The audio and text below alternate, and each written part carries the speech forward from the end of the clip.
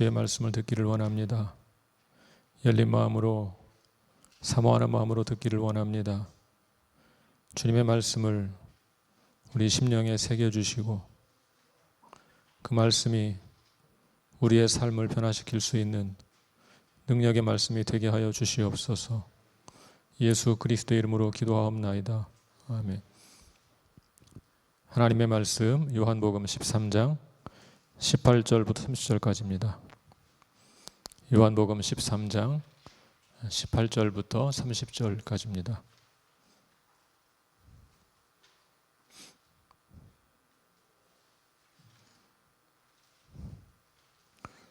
저와 함께 한 절씩 교독하겠습니다. 요한복음 13장 18절부터 30절까지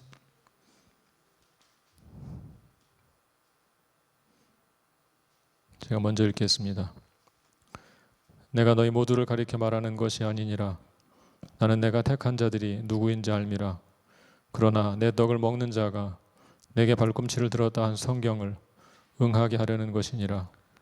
지금부터 이 일이 일어나기 전에 미리 너희에게 일러둠은 일이 일어날 때에 내가 그인 줄 너희가 믿게 하려 함이로라.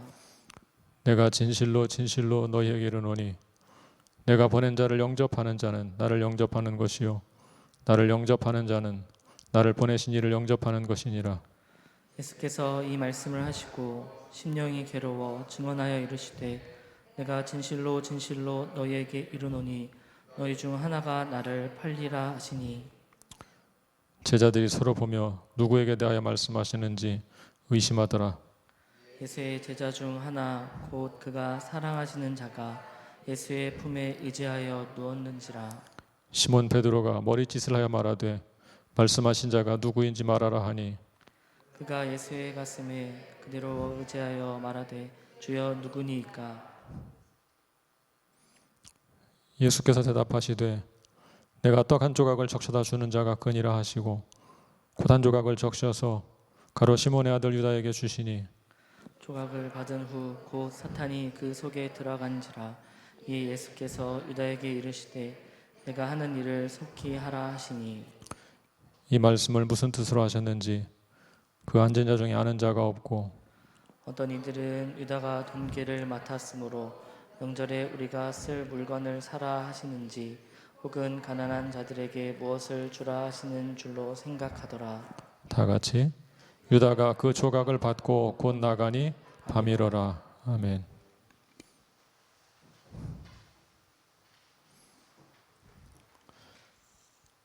주중에 새벽 예배에서 어느 성도님께서 제 아내에게 이런 질문을 하셨다고 합니다. 그런데 새벽 예배 말씀이 요한복음을 나가다가 갑자기 시편이 나오는 이유가 뭔가요? 매일 성경은 6년을 한 텀으로 성경 전체를 묵상하도록 구성되어 있습니다. 보통은 한 책씩 신약과 구약을 번갈아 다루는데요. 중간에 절기가 있습니다. 3, 4월에 사순절이 있고 12월에는 성탄절이 있습니다. 절기에는 또 맞는 말씀을 배치하려고 배정하는 편입니다. 그러다 보니까 간혹 진행하다가 좀 떼어서 다른 책을 넣고 이렇게 진행할 때가 있습니다. 이달 말까지는 시편을 다루고 3월 달에는 레위기를 다룹니다. 그리고 4월에 다시 요한복음 나머지를 다루도록 그렇게 구성이 되어 있습니다. 참고로 좀 말씀을 드립니다. 오늘은 가룟 유다에 대해서 말씀을 드리려고 합니다. 여러분이 잘 아시는 것처럼 가룟 유다는 예수님을 배반한 제자입니다.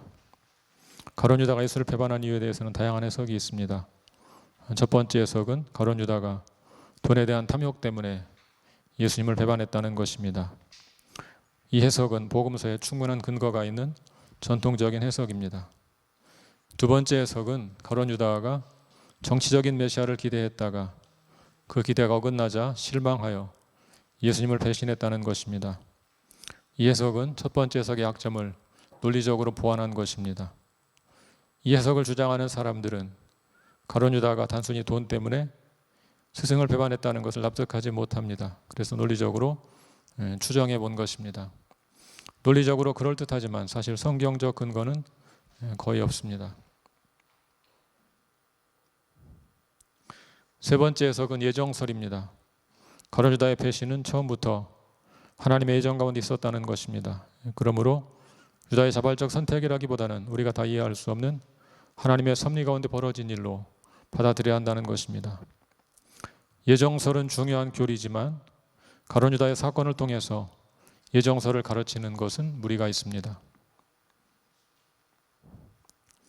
네 번째 해석은 가룟 유다를 예수님의 구속 사역을 주도한 긍정적 인물로 보는 이단적 해석입니다.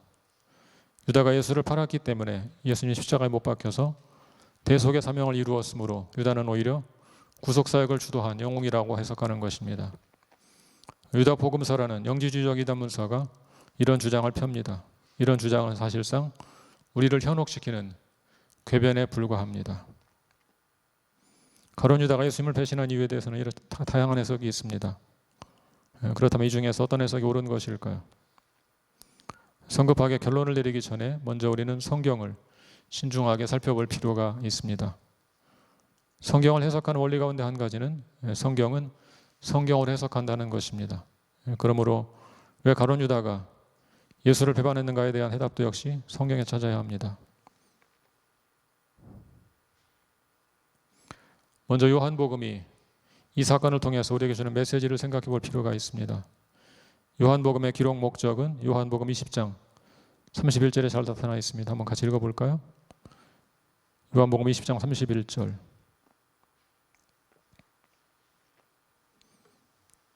요한복음 20장 31절 같이 읽겠습니다. 시작.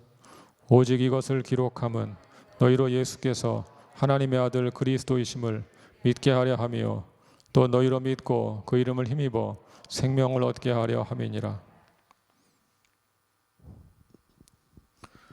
요한복음의 기록 목적은 명확합니다. 예수님께서 하나님의 아들 그리스도이심을 믿고 생명을 얻게 하기 위함입니다. 요한복음에 기록된 모든 사건들은 바로 그 목적을 위해서 그 목적을 지향하여 기록된 것입니다. 그런데 예수님을 하나님의 아들 그리스도로 믿고 생명을 얻는 길이 결코 쉽게 이루어지지 않습니다. 예수께서 이 땅에 오셔서 자신을 계시하셨지만 사람들은 계속 예수님을 거부합니다. 그런 과정에서 빛이신 예수님과 예수님을 거부하는 어둠의 세력 간의 투쟁이 전개됩니다. 예수님은 빛으로 이 땅에 오셨지만 어둠의 세력을 대표하는 유대 종교 권력자들은 예수님을 거부합니다. 요한복음에는 처음부터 바로 그런 빛과 어둠의 투쟁이 묘사되고 있습니다. 먼저 요한복음 1장 5절을 같이 보겠습니다. 요한복음 1장 5절 말씀 같이 읽겠습니다. 시작. 빛이 어둠에 빛이 돼 어둠이 깨닫지 못하더라. 여기서 빛은 예수님을 가리키고 어둠은 예수를 믿지 않는 세상 사람들을 가리킵니다. 예수님은 어둠의 세력 앞에 자신을 계시하셨습니다. 그러나 어둠은 빛으로 오신 예수님을 깨닫지 못합니다. 계속해서 요한복음 1장 9절과 10절을 보겠습니다. 요한복음 1장 9절 10절 같이 읽겠습니다. 시작. 참빛 곧 세상에 와서 각 사람에게 비추는 빛이 있었나니 그가 세상에 계셨으며 세상은 그로 말미암아 지은 바 되었으되 세상이 그를 알지 못하였고. 우리 예수님은 세상에 와서 각 사람에게 비추는 빛이십니다. 그분이 친히 이 세상 가운데 오셨습니다. 본래 이 세상은 예수님에 의해 창조되었습니다. 그러나 어둠에 갇힌 세상은 빛으로 오신 예수님을 알지 못합니다. 요한복음에는 계속 이런 식의 빛과 어둠의 투쟁이 나옵니다. 그 다음 요한복음 3장에 나오는 니고데모도 그 시점까지는 어둠에 갇힌 자였습니다. 그는 밤에 예수님을 찾아왔습니다. 요한복음에서 밤은 영적 어둠의 상징입니다. 니고데모가 비록 바리새인이고 공회원이지만 그도 역시 영적으로는 어둠에 잡힌 자에 불과합니다. 요한복음에는 이런 식으로 영적 어둠에 갇힌 자들이 계속 나옵니다. 예수님은 그런 사람들에게 자신이 세상에 빛으로 왔다는 사실을 증언하고 있습니다. 요한복음 8장 12절을 보겠습니다. 요한복음 8장 12절 시작. 예수께서 또 말씀하여 이르시되 나는 세상의 빛이니 나를 따르는 자는 어둠에 다니지 아니하고 생명의 빛을 얻으리라. 예수님은 어둠에 사로잡힌 사람들에게 나는 세상의 빛이니 나를 따르면 생명의 빛을 얻을 것이라고 말씀하십니다. 요한복음 9장에는 시각 장애인의 눈을 뜨게 하시는 사건이 나옵니다. 그 사건은 육체적인 어둠에 빠져있던 자를 치유하시는 사건입니다. 그렇다면 그 사건을 통해서 주시는 메시지가 무엇일까요? 그것은 바로 빛이신 예수를 믿고 속히 영적인 어둠에서 벗어나라는 메시지입니다. 요한복음 12장 35, 36절을 보겠습니다.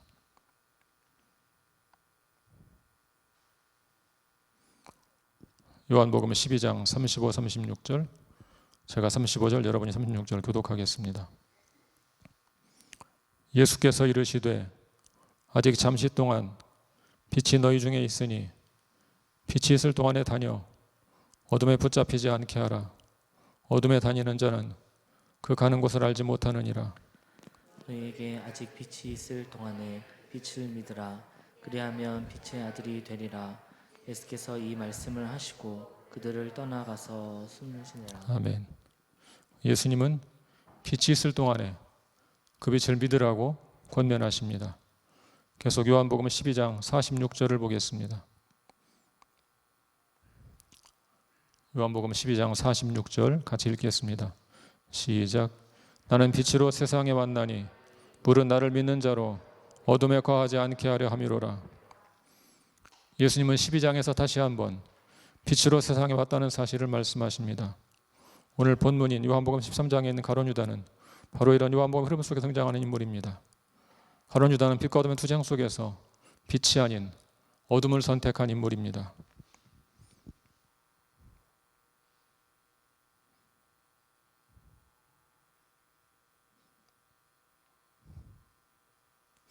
오늘 본문에서 예수님은 사랑하는 제자가 자신을 팔 것이라는 사실 때문에 괴로워하십니다. 본문 21절을 볼까요?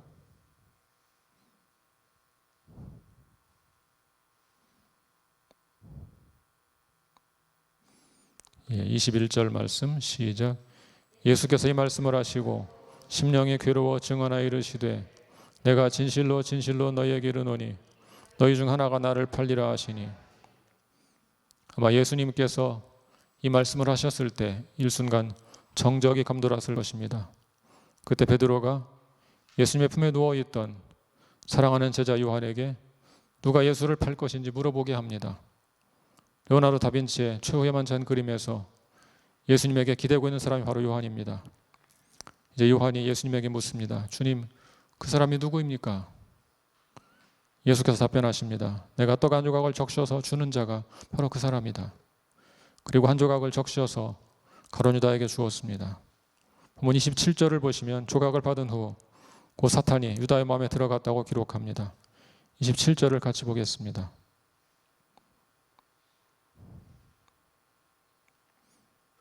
(27절) 시작. 조각을 받은 후 곧 사탄이 그 속에 들어간지라. 예수께서 유다에게 이르시되 내가 하는 일을 속히 하라 하시니. 예수님은 유다에게 내가 하는 일을 속히 하라고 했습니다. 그런데 이상한 것은 앉아있던 다른 제자들이 유다의 간 말의 의미를 이해하지 못했다는 것입니다. 이 상황은 잘 이해가 안 되죠.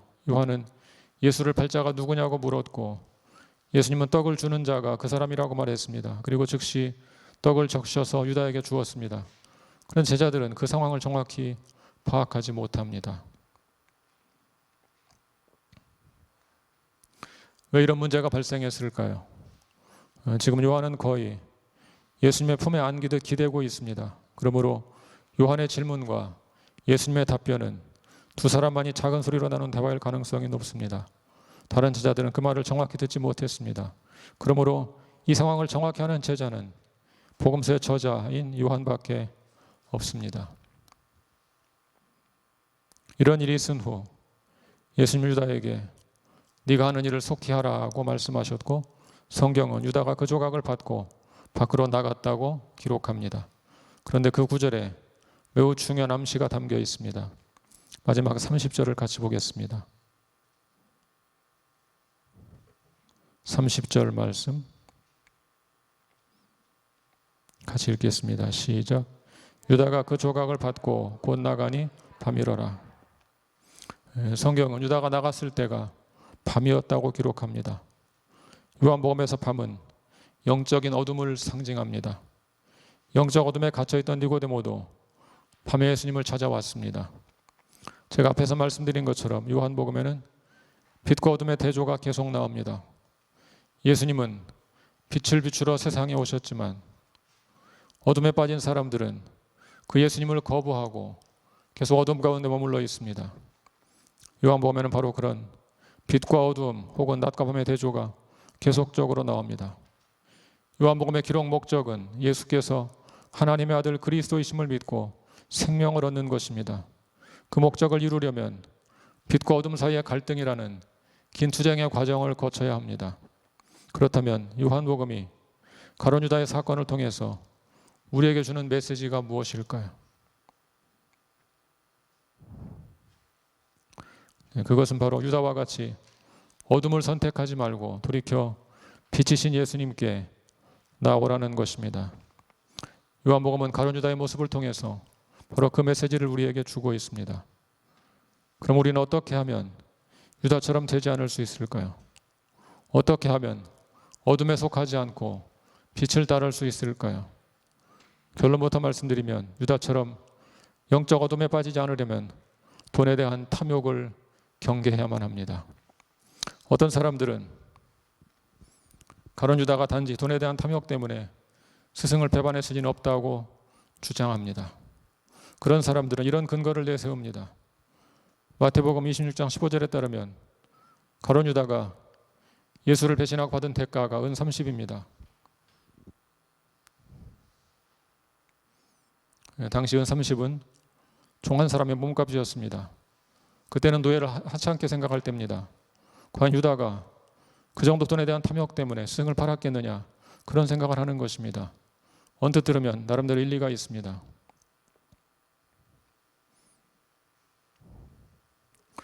이런 주장을 하는 사람들은 훨씬 더 그럴듯한 이유를 제시합니다. 대개 이런 주장을 펴니다. 유다는 본래 열심당원이었다. 그래서 예수를 정치적인 메시아로 생각하고 따라다녔는데 나중에 보니 평화주의자라서 실망하고 예수를 팔아 넘겼다. 상당히 그럴듯하죠. 열심당이란 로마의 대항에서 폭력혁명을 시도했던 단체를 가리킵니다. 문제는 이런 주장에는 성경적 근거가 전혀 없다는 것입니다. 신학자들이 이런 주장을 하는 이유는 가룟이라는 말과 유다라는 이름 때문입니다. 가룟이라는 말은 헬라어로 이스카리옷입니다. 철자를 빼면 이를 빼고 옷을 빼면 첫 글자 이를 빼고 마지막 옷을 빼면 스카리가 남습니다. 시카리는 자객, 그런 뜻입니다. 자객. 게다가 당시 유다라는 이름을 가진 열심당원이 실제로 있었습니다. 그런데 이런 논리는 대부분 상상력을 동원해서 만들어낸 것입니다. 우선 이스카리옷이라는 말은 단순히 지명일 가능성이 높습니다. 이스카리옷 출신 유다, 이런 뜻일 가능성이 훨씬 높습니다. 의미를 아는 사람도 아무도 없습니다. 단지 한두 글자를 빼면 자객이 된다고 해서 뜻이 자객이다, 그렇게 해석할 수는 없는 것입니다. 유다라는 이름은 워낙 흔한 이름이어서 그 이름만 가지고 열심당원이라고 주장할 수는 없습니다. 성경에는 그런 근거가 나오지 않습니다. 예수님의 제자 가운데 시몬이라는 열심당원이 있었습니다. 성경은 그 이름 앞에 열심당 시몬이라고 붙입니다. 만약 유다가 열심당원이었다면 왜 그런 말을 붙이지 않았을까요? 또한 당시 예수님을 정치적인 메시아로 생각한 것은 유다만이 아닙니다. 예수님의 제자들은 거의 다 예수를 정치적인 메시아로 생각했습니다. 베드로도 그랬고 야고보, 요한도 마찬가지입니다. 그러므로 비록 논리는 그럴듯할지라도 성경적 근거가 없기 때문에 우리는 이런 주장을 그대로 수용할 수는 없습니다. 저는 유다가 예수를 배신한 가장 큰 이유는 돈에 대한 탐욕 때문이라고 보고 있습니다. 이런 해석에는 성경적 근거가 있습니다. 요한복음 12장 5절 6절을 보겠습니다.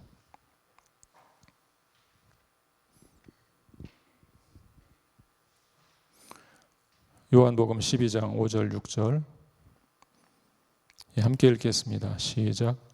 이 향유를 어찌하여 300데나리온에 팔아 가난한 자들에게 주지 아니하였느냐 하니 이렇게 말함은 가난한 자들을 생각함이 아니요 그는 도둑이라 돈꾀를 맞고 거기 넣는 것을 훔쳐가미러라. 마리아가 예수님께 값비싼 향유를 부었을 때 유다는 얼른 그 값어치를 계산해서 마리아를 책망했습니다. 그 사실을 기록하면서 성경은 유다가 돈을 횡령하고 있었다는 사실을 기록합니다. 이 말씀을 보면 유다는 이미 탐욕에 빠져 있었다는 것을 짐작할 수 있습니다. 돈에 대한 탐욕은 사람의 이성을 마비시킵니다. 평소에는 멀쩡한 사람도 한번 돈에 대한 탐욕으로 눈이 어두워지면 보통 사람이 이해하기어려운 행동을 하기도 합니다. 그깟 돈 때문에 스승을 배반할 리가 있는가? 그렇게 생각하지 마십시오.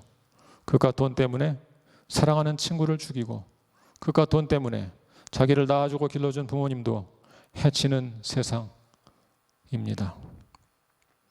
가룟 유다는 재정을 관리하던 사람입니다. 재정을 관리하면서 조금씩 유용했던 것으로 보입니다. 그렇게 재정을 유용했다면, 횡령했다면 이미 그는 심각한 탐욕에 빠진 자가 분명합니다. 여러분, 돈에 대한 탐욕을 가볍게 생각해서는 안 됩니다. 어떤 사람은 나중에 유다가 돈을 돌려준 것을 근거로 돈에 대한 탐욕 때문이 아닐 것이라고 추정하기도 합니다. 그러나 그런 주장은 사람에 대한 이해가 부족한 데서 나온 것입니다. 사람은 늘 악하기만 하거나 늘 선하기만 하거나 그렇지 않습니다. 탐욕에 빠져서 어이없는 행동을 한 사람도 행동을 후회할 때가 있습니다. 도박에 중독된 사람을 생각해 보십시오. 탐욕에 빠져 있을 때는 미친 사람처럼 도박을 하다가 정신이 돌아오면 자기 행동을 후회하고 다시는 도박을 안 해야지 결심하기도 합니다. 알코올 중독자들을 보십시오.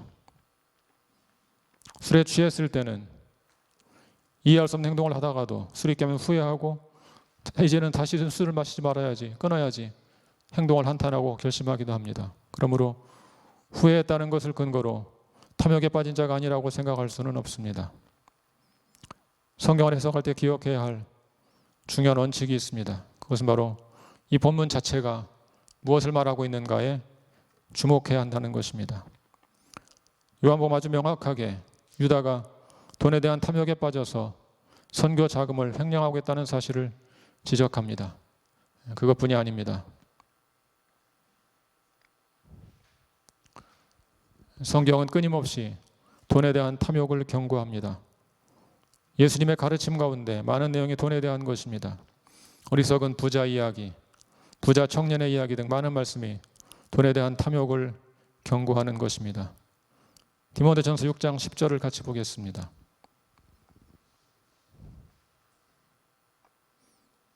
디모데전서 6장 10절 같이 읽겠습니다. 시작. 돈을 사랑함이 일만하게 뿌리가 되나니 이것을 탐내는 자들은 미혹을 받아 믿음에서 떠나 많은 근심으로써 자기를 찔렀도다. 돈에 대한 탐욕은 이처럼 위험한 것입니다. 그러므로 우리는 돈에 대한 탐욕을 경계해야 합니다. 돈에 대한 탐욕은 조금씩 커지다가 임계치를 넘어가면 한순간에 사람을 멸망에 빠뜨리고 맙니다. 이런 탐욕에 빠지지 않으면 어떻게 해야 될까요? 탐욕이 없는 사람은 없죠. 누구나 탐욕이 있습니다.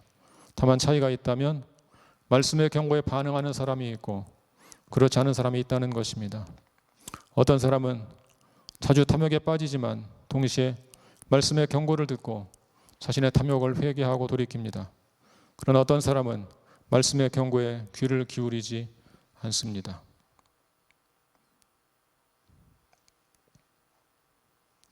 가룟 유다의 문제가 무엇일까요? 그는 경고에 귀를 기울이지 않았습니다. 여러 차례 예수님께서 유다에게 경고하셨습니다. 요한복음 13장에는 예수님께서 사랑하는 제자들과 최후의 만찬을 나누는 모습이 나옵니다. 그 만찬 장면을 기록한 말씀을 주의해서 보시면 유다를 향한 경고의 말씀이 자주 나오고 있습니다.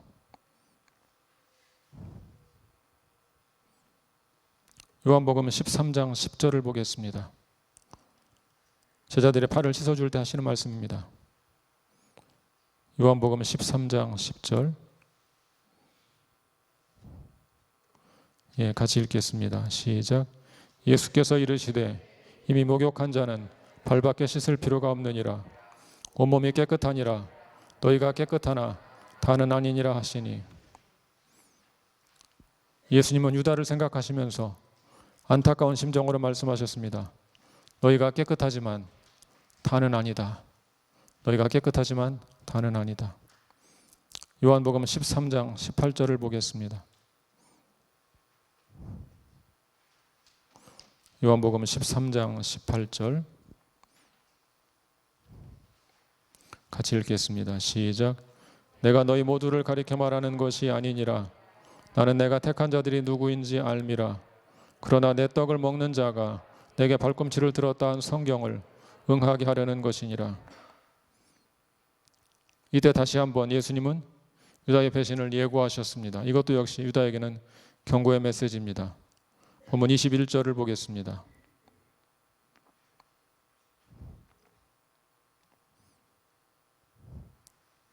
21절 시작.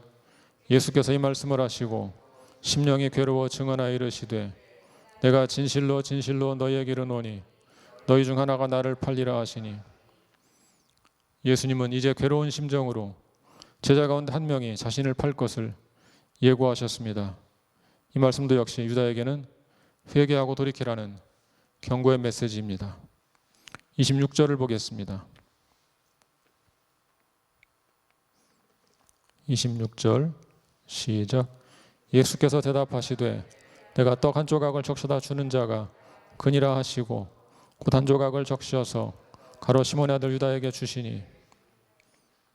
예수님께서 유다에게 떡 조각을 주신 것도 역시 돌이키라 하는 메시지가 담긴 마지막 경고였습니다.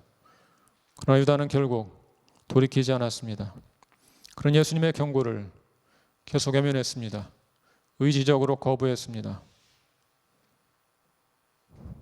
그렇다면 우리는 어떻게 말씀의 경고에 귀를 기울여야 할까요?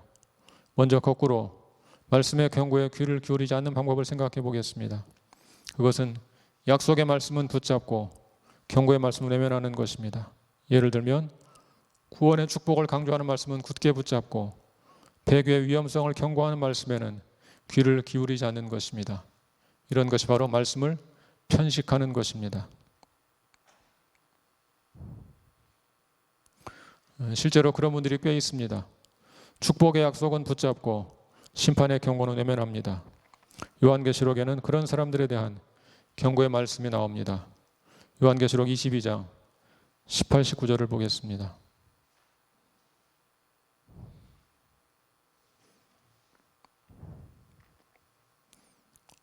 요한계시록 22장 18, 19절, 제가 18절, 여러분이 19절 교독하겠습니다.